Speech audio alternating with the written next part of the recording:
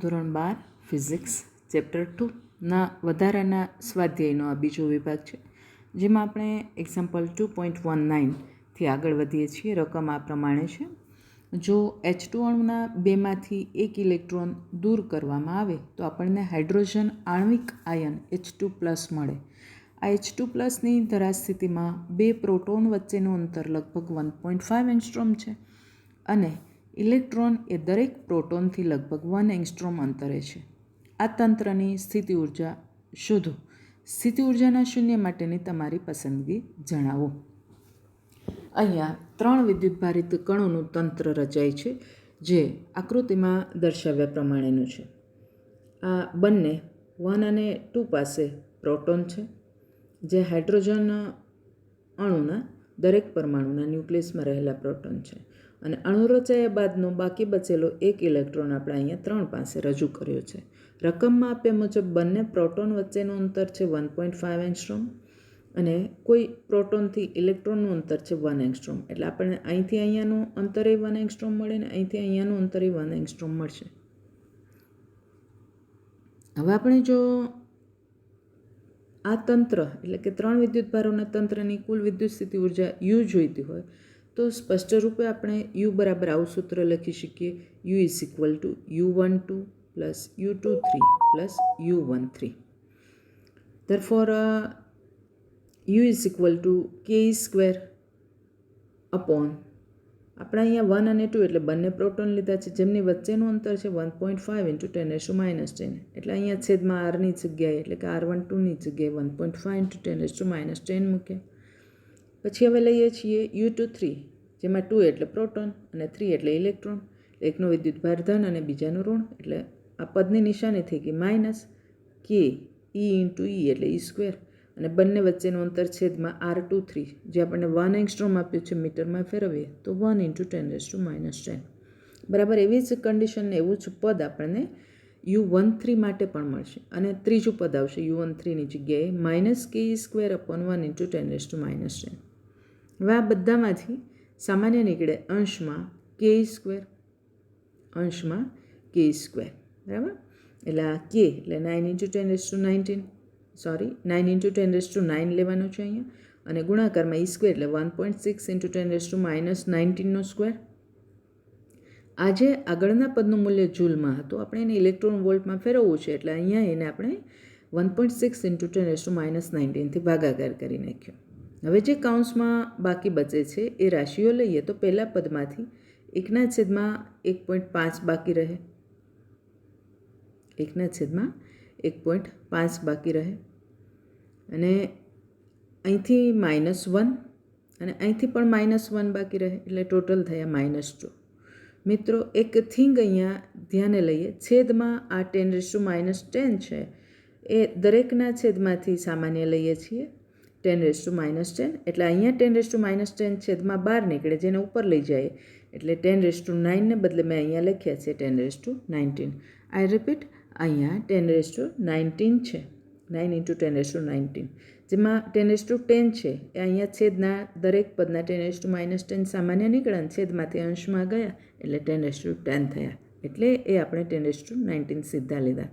હવે આ 10ના ઘાતાંકનું સાદુરૂપ આપીએ તો આ બધા 10ના ઘાતાંક એકબીજાને કેન્સલ આઉટ કરશે.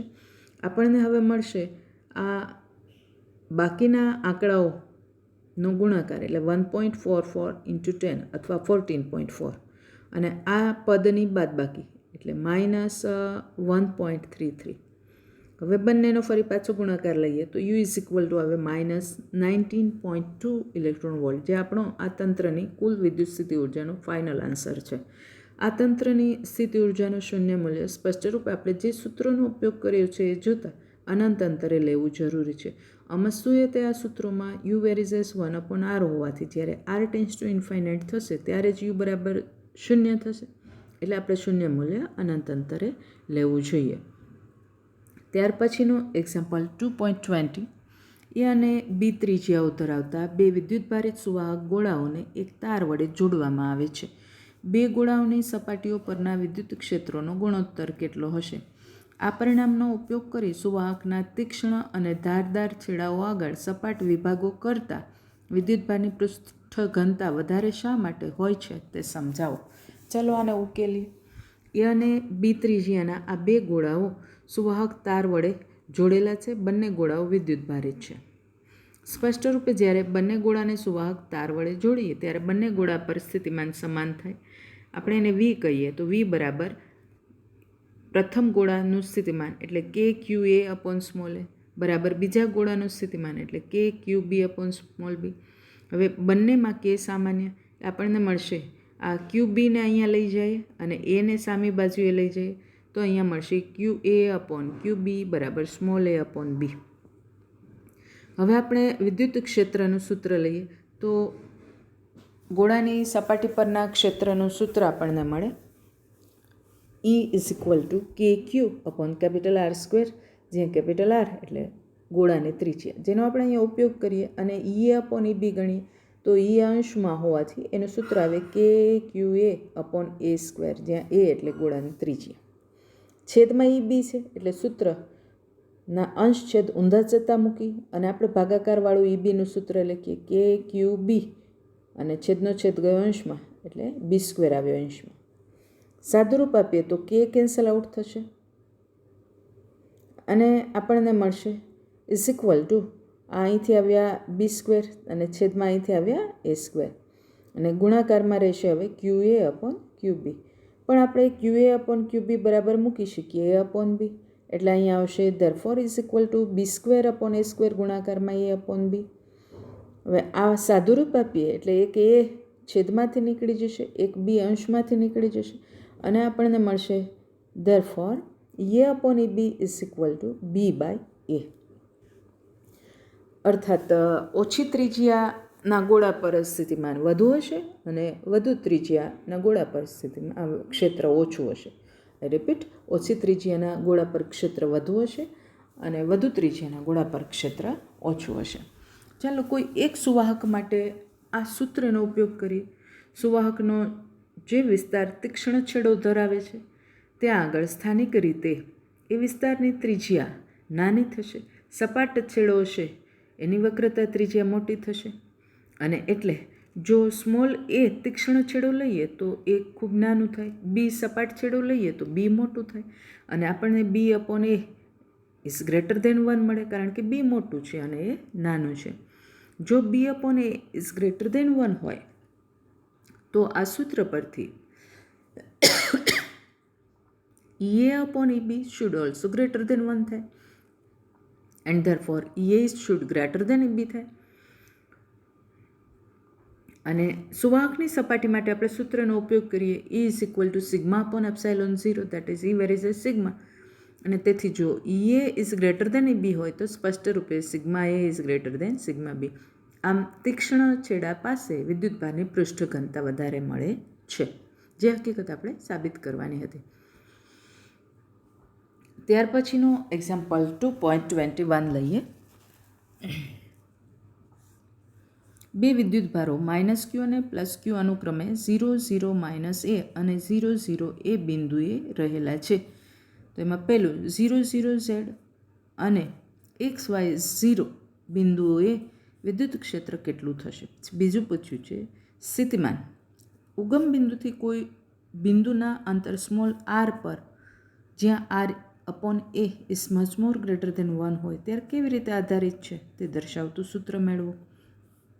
અને ત્રીજું પૂછ્યું છે એક નાના પરીક્ષણ વિદ્યુતભારને એક અક્ષ પર 500 બિંદુથી -700 બિંદુ સુધી લઈ જવામાં કેટલું કાર્ય થશે.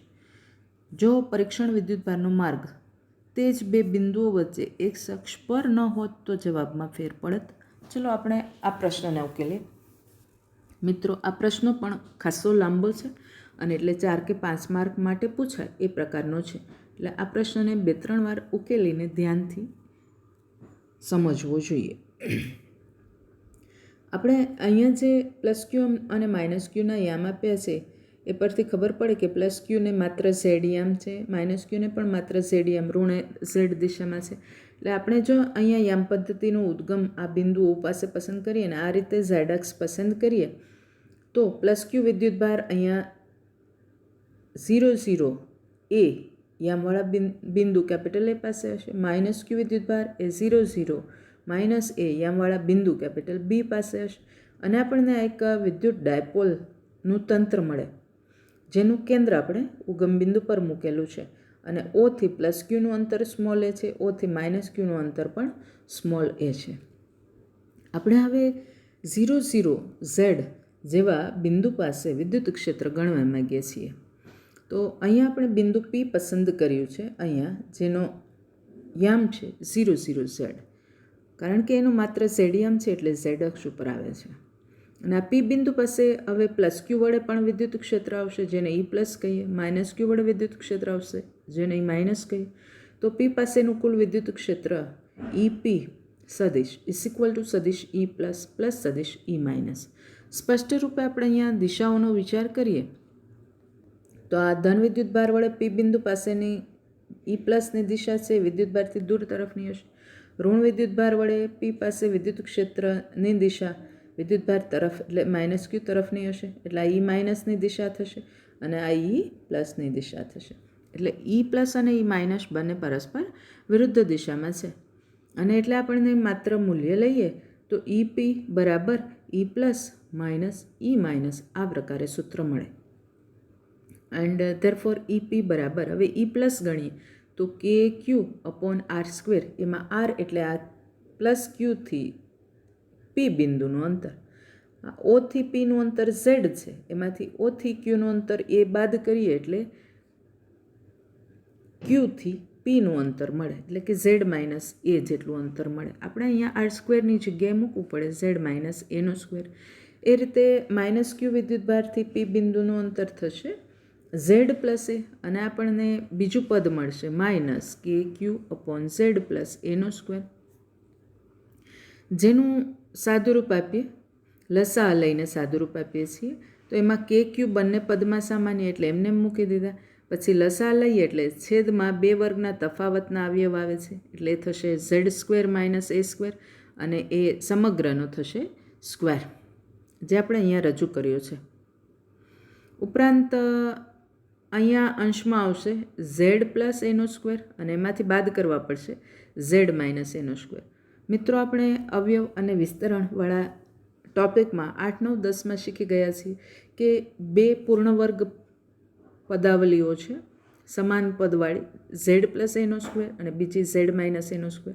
આ બંનેની આપણે બાદબાકી લઈએ એટલે માત્ર મધ્યમ પદ બંને વાર સરવાળામાં આવે અને આપણને મળે એનું સાદુરૂપ 4ZA. અને એટલે પરિણામ મળ્યું therefore E P is equal to 4ZA into K Q upon Z square minus A square bracket raise to square is equal to 2kpz upon Z square minus A square bracket raise to square. જે આપણે મૂક્યું છે P is equal to Q into 2a, Q into 2a એટલે કે આપેલ વિદ્યુત ડાયપોલની dipole moment. હવે ઈ ક્યુનું મૂલ્ય ગણીએ. ક્યુ બિંદુ પાસે આ પ્લસ ક્યુ વિદ્યુતભાર વડે વિદ્યુત ક્ષેત્ર ઈ પ્લસ આ દિશામાં મળશે જેનું મૂલ્ય થશે કે Q upon a square plus R square, જે એથી ક્યુ તરફની આ દિશામાં છે. માઇન્ડ ધીસ થિંગ, આપણે અહીંયા જે અંતર આર પ્લસ લીધું છે એ આ કાટકોણ ત્રિકોણ પરથી લીધું છે. કર્ણનો સ્ક્વેર બરાબર બે બાજુઓના લંબાઈના વર્ગનો સરવાળો એટલે એ સ્ક્વેર પ્લસ આર સ્ક્વેર. હવે એ જ રીતે ઈ માઇનસ ગણીએ તો ઈ માઇનસ પણ આપણને એટલું જ મળે કારણ કે બંને વિદ્યુતભારના મૂલ્યો સરખા છે અને અંતરો સરખા છે એટલે કે Q upon a square plus R square, પણ એની દિશા વિદ્યુતભાર તરફ એટલે કે ક્યુ બી દિશામાં હશે કારણ કે વિદ્યુતભાર ઋણ છે. હવે આ બંને એટલે કે ઈ પ્લસ અને ઈ માઇનસના જો સમક્ષિતિજ ઘટકો લઈએ તો આ ઈ પ્લસનો સમક્ષિતિજ ઘટક છે ધન એક્સ દિશામાં મળે, ઈ માઇનસનો સમક્ષિતિજ ઘટક છે ઋણ એક્સ દિશામાં મળે. સમમિતિ જોતાં આ બંને ઘટકના મૂલ્યો સરખા, દિશા પરસ્પર વિરુદ્ધ છે એટલે એનું પરિણામ થશે 0. હવે બંનેના આ ડાયપોલ મોમેન્ટને પ્રતિ સમાંતર એટલે કે ધન ઝેડ દિશા અને પ્રતિ સમાંતર ઘટકો એક જ દિશામાં મળે એટલે એના મૂલ્યોનો સીધો સરવાળો કરી અને આપણે ક્યુ બિંદુ પાસે પરિણામી વિદ્યુત ક્ષેત્ર ગણી શકીએ તેમ છીએ. અને તેથી આપણને મળશે ક્યુ પાસેનું પરિણામી ક્ષેત્ર ઈ ક્યુ બરાબર 2E plus into cos theta, જ્યાં થીટા એટલે આ ઝેડ દિશા સાથેનો ઈ પ્લસ અથવા ઈ માઇનસ વડે રચાતો ખૂણો. આ ખૂણો એ અહીંયા રચાતા આ ખૂણા થીટા બરાબર થશે. અને આપેલા આ કાટકોણ ત્રિકોણ માટે આપણે અહીંયા જો ખૂણો થીટા લઈએ તો આ ખૂણો કાટખૂણો છે અને કોસ થીટાનું સૂત્ર આપણને મળે પાસેની બાજુ એ છેદમાં કર્ણ એટલે √a²/r², જેનો આપણે અહીંયા ઉપયોગ કર્યો છે ઇઝ ઇક્વલ ટુ આ 2, પછી ઈ પ્લસ એટલે KQ/a²+r² અને ઇન્ટુ કોસ થીટા એટલે a/કર્ણ √a²+r². સાદુરૂપ આપીએ એટલે આ Q into 2a, Q into 2 into a, એના માટે મૂકીએ p, તો અંશમાં આવે k ઇન્ટુ p અને છેદમાં આવે અહીંથી a²+r² ની 1 ઘાત ને અહીંથી અડધી ઘાત એટલે a²+r²⁵. હવે આને સદિશ રૂપે દર્શાવીએ તો આપણને સૂત્ર મળે ધેરફોર ઈ ક્યુ બરાબર, ખાસ નોંધ કરો અહીંયા ડાયપોલ મોમેન્ટ p એ ઉપર તરફ ધન ઝેડ દિશામાં છે પણ મળેલું ક્ષેત્ર નીચે તરફ ઋણ ઝેડ દિશામાં છે. એટલે આપણે અહીંયા મૂકીએ સદિશ ઈ ક્યુ બરાબર માઇનસ k સદિશ p અપોન a²+r²⁵. હવે અહીંયા આપણે એક થિંગને ખાલી આપણી જાણ પૂરતી લઈએ કે અહીંયા જો આપણે r/a is much more greater than 1 લઈએ તો સરવાળા કે બાદબાકીમાં એને અવગણીએ અને આપણને સૂત્ર મળશે આવી વિદ્યુત ડાયપોલ માટે E વેરીઝ 1/r³. આગળના ચેપ્ટર 1માં આપણે આ સૂત્ર તારવેલું પણ છે, ખાલી અહીંયા પૂછેલું છે એટલે એને ફરી પાછું રિપીટ કર્યું. હવે આપણે અહીંયા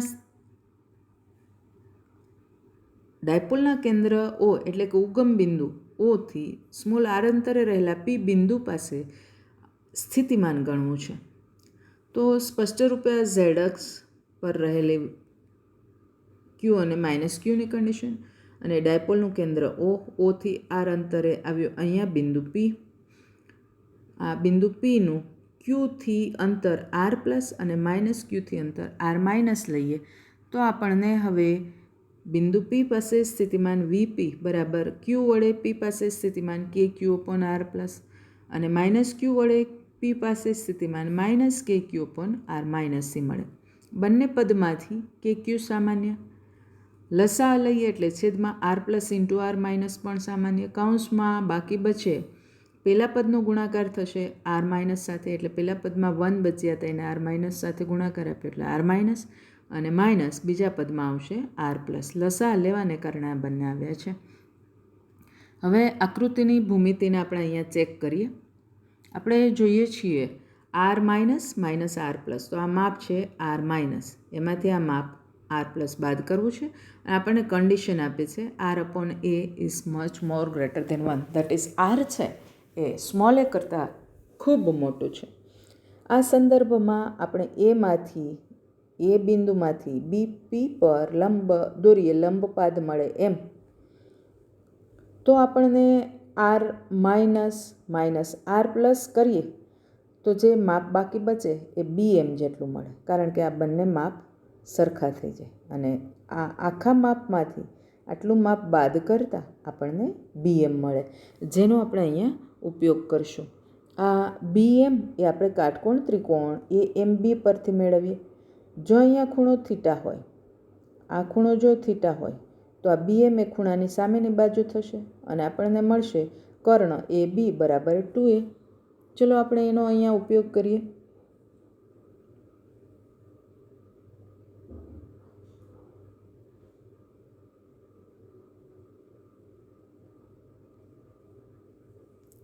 VP is equal two KQ upon r plus r minus.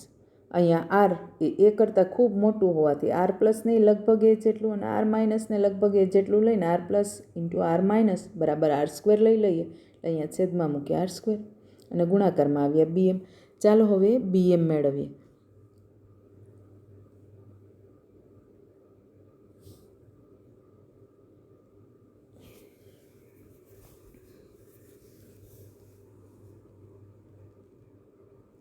અહીંયા આપણે આ ડાયપોલ મોમેન્ટ સદિશ લીધો છે અને આ સ્થાન સદિશ આર લીધો છે. એ બંને વચ્ચેનો અહીંયા રચાતા આ ખૂણાને આપણે કહીશું થીટા. જો આ ખૂણો થીટા હોય અને 2a ખૂબ નાનું હોય તો અહીંયા રચાતો આ ખૂણો પણ થાય થીટા. અને આપણને આ બીએમ બાજુ છે એ ખૂણાની પાસેની બાજુ તરીકે મળે અને ધેરફોર આપણે લખી શકીએ કોસ થીટા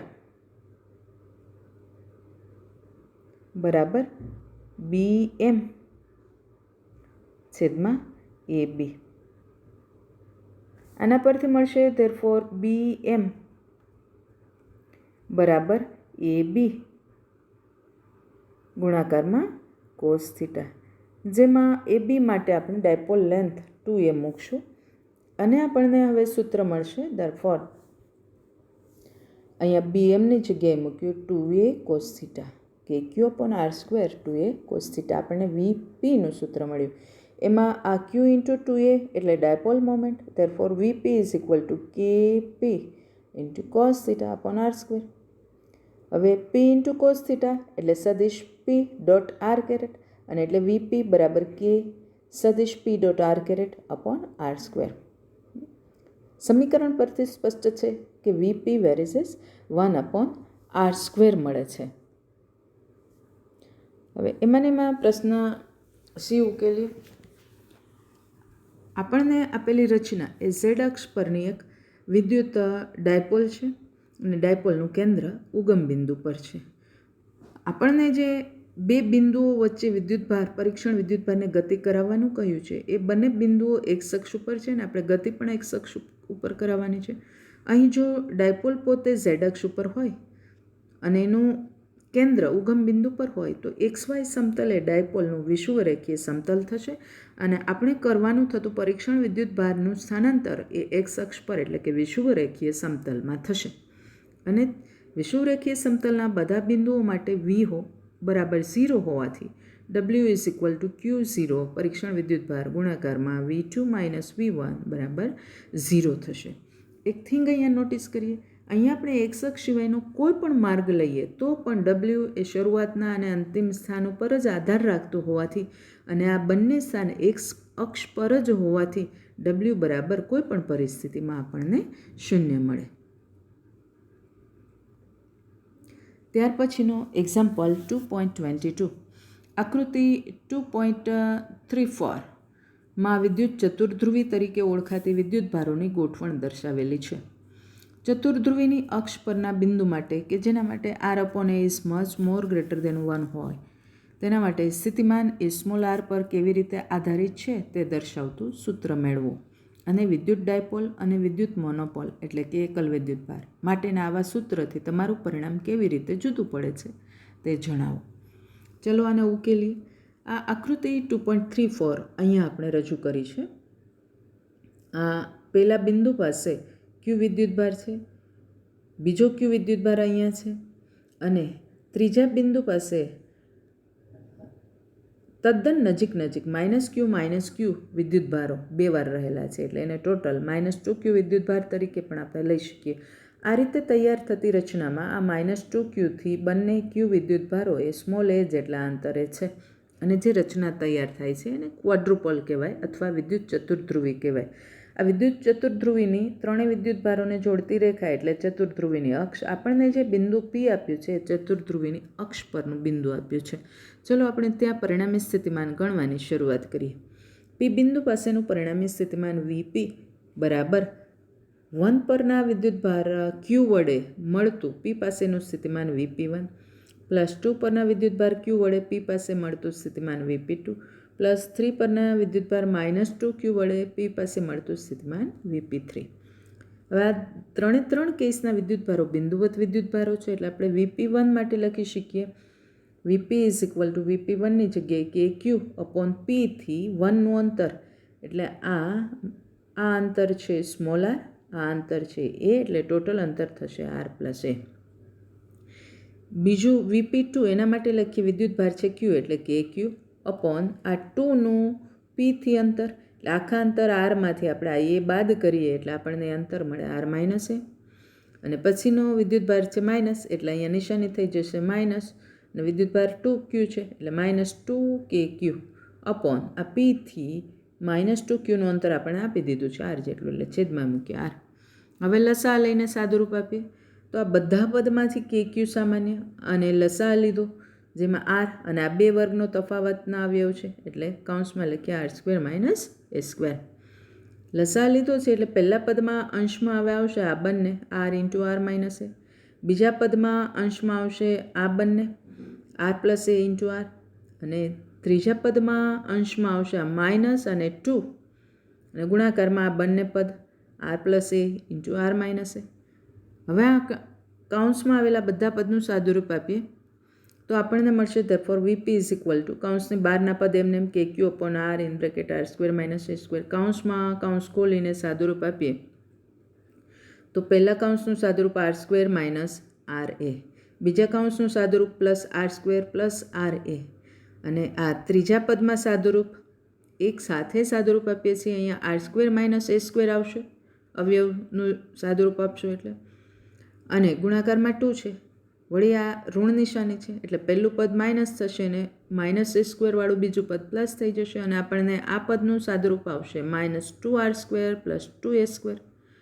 હવે અહીંયા આપણે જોઈએ તો અહીંયા -2R², અહીંયા પ્લસ R² અને અહીંયા પ્લસ R² એકબીજાને કેન્સલ કર્યા, અહીંયા -RA અને અહીંયા પ્લસ RA એકબીજાને કેન્સલ કરે, તો હવે બાકી બચ્યા માત્ર 2A², જેને આપણે આગળના પદમાં આગળ વધારીએ અને આપણને મળે VP is equal two KQ into 2A² upon R bracket R² minus A².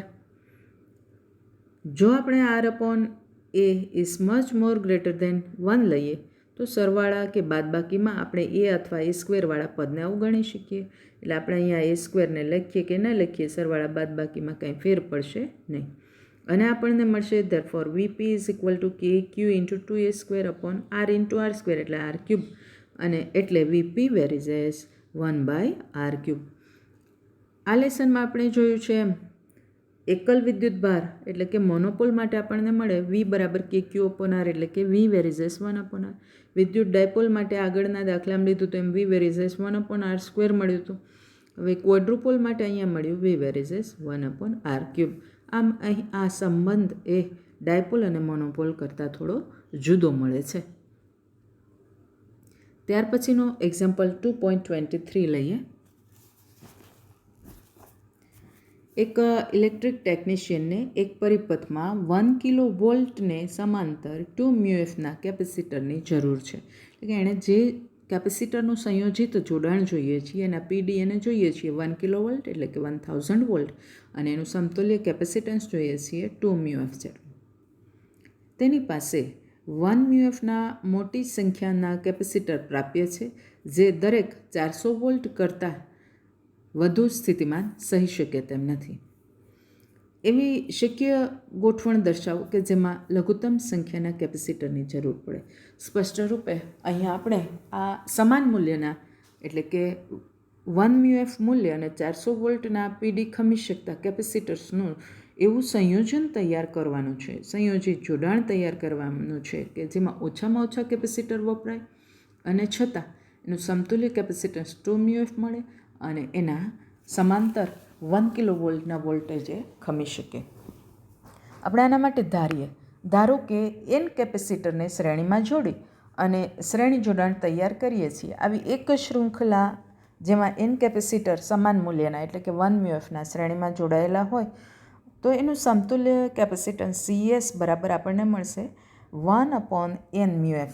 કારણ કે આપણે જો કેપેસિટરના જોડાણ લીધા ત્યારે એવું સૂત્ર લીધું હતું કે સમાન મૂલ્ય Cના 3 કેપેસિટરને શ્રેણીમાં જોડીએ તો સમતુલ્ય કેપેસિટન્સ થાય C/3. જો 4ને જોડીએ તો C/4, nને જોડીએ તો C/n.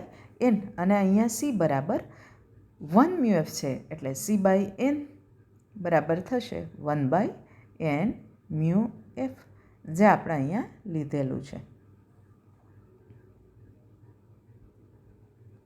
અને આપણને એક કેપેસિટરના પીડી આપ્યા છે 400 વોલ્ટ. તો આવા એન કેપેસિટર શ્રેણીમાં જોડાય એટલે 400 વોલ્ટના પીડી શ્રેણીમાં આવે તો ટોટલ વીએસ થાય n × 400 જેટલા વોલ્ટ.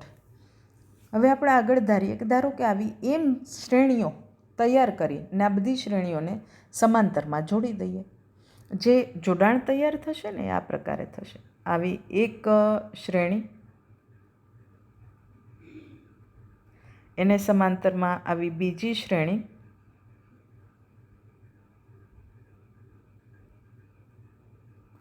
અને આવા એમ શ્રેણીઓને એક પછી એક સમાંતરમાં જોડતા જઈએ. હવે આ દરેક શ્રેણીનું સમતુલ્ય કેપેસિટન્સ 1/n છે એટલે આ 1/n, પાછું એને સમાંતર આવશે 1/n, ફરી પાછું એને સમાંતર આવશે 1/n, આવું એમ વખત થશે. અને એટલે આવી એમ શ્રેણીઓને સમાંતરમાં જોડીએ અને આ સમાંતર એટલે કે પેરેલલ કનેક્શન માટેનું સમતુલ્ય કેપેસિટન્સ સીપી હોય તો સીપી એ ઘટક કરતાં એમ ગણું થશે. એટલે સીપી બરાબર એમ × CS, કારણ કે સમાંતરમાં સમાન કેપેસિટર જોડાય. જો 2 કેપેસિટર સમાંતરમાં જોડીએ તો બમણું થાય, 3 જોડીએ તો 3 ગણું થાય, એમ સમાન મૂલ્યના કેપેસિટર સમાંતરમાં આવે તો એમ ગણું થાય. હવે એમાં CS બરાબર 1/n મૂકીએ એટલે આપણને મળશે CP બરાબર m/n મ્યુએફ. અને જો આમાં કોઈ એક શાખાના પીડી n × 400 હોય તો સમાંતરમાં જોડાયેલી બધી શાખાના સમતુલ્ય પીડી પણ થશે n × 400 વોલ્ટ, એટલે એમાં કશો ફેર થશે નહીં. આપણને મળશે VP બરાબર VS બરાબર n × 400. હવે આપણે રકમની માહિતીનો ઉપયોગ કરીએ. આપણે સમતુલ્ય કેપેસિટન્સ જોઈએ છીએ 2 મ્યુએફ, તો આપણે મૂકી શકશું 2 મ્યુએફ બરાબર CP બરાબર m/n મ્યુએફ, એન્ડ ધેરફોર હવે મળશે m બરાબર 2n. બરાબર. એ રીતે પરિણામી વોલ્ટેજ આપણે 1 કિલો વોલ્ટના જોઈએ છીએ તો 1 કિલો વોલ્ટ બરાબર 1000 વોલ્ટ બરાબર n × 400. એના પરથી આપણને n બરાબર મળશે 1000/400. આપણે અહીંયા જે n છે એ n એ કેપેસિટરની સંખ્યા દર્શાવે છે એટલે પૂર્ણાંક સંખ્યા હોવી જોઈએ.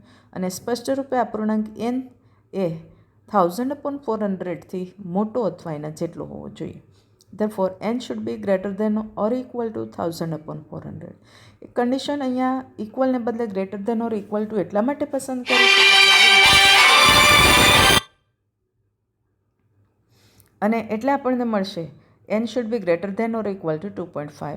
હવે જો nનું લઘુત્તમ મૂલ્ય લઈએ તો n મિનિમમ બરાબર 3 મળશે અને એટલે m મિનિમમ બરાબર 6 મળશે. આમ આપણે 1 મ્યુએફના 3 કેપેસિટરની એક શ્રેણી આવી 6 શૃંખલાઓને સમાંતરમાં જોડીને આવું શક્ય બનાવી શકીએ છીએ. ત્યાર પછીનો એક્ઝામ્પલ લઈએ. એક્ઝામ્પલ 2.24. 2 ફેરાડેના એક સમાંતર પ્લેટ કેપેસિટરની 2 પ્લેટો વચ્ચેનું અંતર 0.5 સેન્ટીમીટર આપેલ હોય તો તેની દરેક પ્લેટનું ક્ષેત્રફળ કેટલું થશે. આપણને અહીંયા રકમમાં આપી દીધું છે C = 2 ફેરાડે, D બરાબર 0.5 સેન્ટીમીટર અને કેપિટલ A ગણવાનું છે.